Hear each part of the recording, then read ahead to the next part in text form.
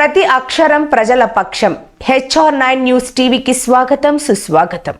కడప జిల్లా పోరుమామిలలోని వివేకానంద భవనం నందు CITU ఆధ్వర్యంలో Porumamilla private electrician worker union సమావేశం జరిగింది.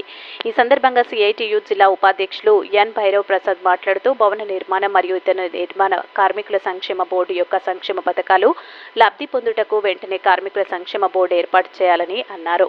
ఎలక్ట్రీషియన్లు ప్రభుత్వం ద్వారా పొందిన గుర్తింపు కార్డులను ప్రతి సంవత్సరం రెన్యువల్ చేయించుకోవాలని లేదా 5 సంవత్సరాలకు ఒకసారి రెన్యువల్ చేసుకోవాలని వారన్నారు.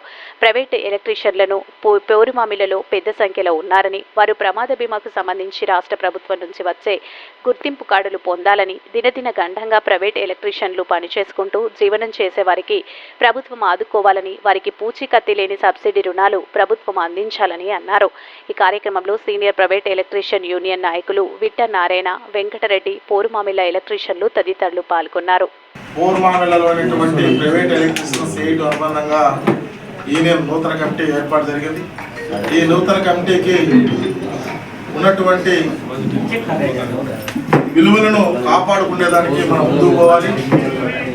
ఈరోజు ప్రైవేట్ ఎలక్ట్రీషియన్లు అయినటువంటి మనం అందరం కూడా అసంఘటిత కార్మికులము అనేది మనం గుర్తుగా పెట్టుకోవాలి.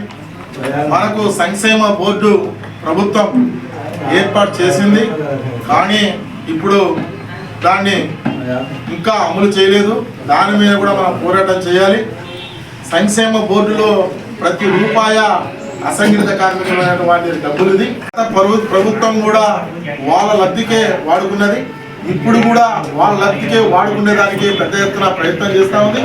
ఈ ప్రయత్నాల్ని అసంఘటిత కార్మికులైన మనం అందరం కూడా అడ్డుకునేదానికి అవకాశం చేయాలి. ఇది రాష్ట్ర వ్యాప్తంగా పెద్ద ఎత్తున మనమందరం కూడా చేసేదానికి అవకాశం. గతంలో కోవిడ్లో ఉన్నప్పుడు అసంఘటిత కార్మికులైన భవన నిర్మాణంలో ఉన్నటువంటి వేలాది లక్షలాది మంది కార్మికులందరూ ఆకలి చావులతో అలమటించారు. మనకు కూడా ఆ రోజుల్లో కష్టతీవ్రంగా ఉన్నది. ఎక్కడ కూడా పనులు దొరకక ఇళ్ళలో కూర్చున్నాం. అదేవిధంగా ఉన్నటువంటి ప్రభుత్వాలు మనల్ని ఎవరు కూడా పట్టించుకోలేదు. ఇప్పటికైనా ఈ ప్రభుత్వమైనా ఈ సంక్షేమ బోర్డును ముందుకు సాగనిచ్చేదానికి ఎస్టాబ్లి మళ్ళా అభివృద్ధి చేసి సంక్షేమ బోర్డు ఓపెన్ చేసి మనకు అన్ని కూడా కార్డులు వచ్చేదానికి, ప్రమాద బీమాకు సంబంధించిన వచ్చేదానికి మనం ముందు చేసుకోవాలి. అందుకే మనకు ఉన్నటువంటి ఇన్సూరెన్స్ 6 లక్షల నుంచి 10 లక్షల రూపాయలు పెంచాలని డిమాండ్ చేస్తున్నాం. అదేవిధంగా ఎవరైనా కానీ అసంఘటిత కార్మికుల్లో మనకు కార్మికుడు చనిపోతే 6 లక్షల నుంచి 10 లక్షల రూపాయలు ఇవ్వమంటున్నాం. అదేవిధంగా మన కార్మికుని సంబంధించినటువంటి భార్య ఇల్లు కాన్పు అయితే 40,000 నుంచి 1,00,000 రూపాయలు ఇవ్వని అడుగుతున్నాం. అదేవిధంగా ఎవరైనా కానీ పెళ్లి కానుకకు 1,00,000 రూపాయలు అడుగుతున్నాం. ఎందుకంటే ఈరోజు పెరిగినటువంటి దినసరి వస్తువులు చూస్తే ఆకాశం నిండినాయి. కాబట్టి ఇవన్నిటిని మనము ముందుగా తీసుకొని పోయే దానికి అవకాశం చేయాలి. ఇవన్నిటిని కూడా ఇంకోటి ప్రైవేట్ ఎలక్ట్రీషియన్ అంటే కార్మికులే దినదిన గండంగా జరుగుతున్నాడు. ప్రమాద బీమాతో ఉన్నటువంటి ఎప్పుడంటే కటింగ్ బ్లేడ్, స్క్రూ డ్రైవర్ తీసుకొని పోవడమే కాదు, కరెంటు ఉండి కూడా ఆ కరెంటు ఉండి ఆఫ్ చేయకుండా మనం పనిచేసి కరెంటు వెలుగునిచ్చే వాళ్ళం.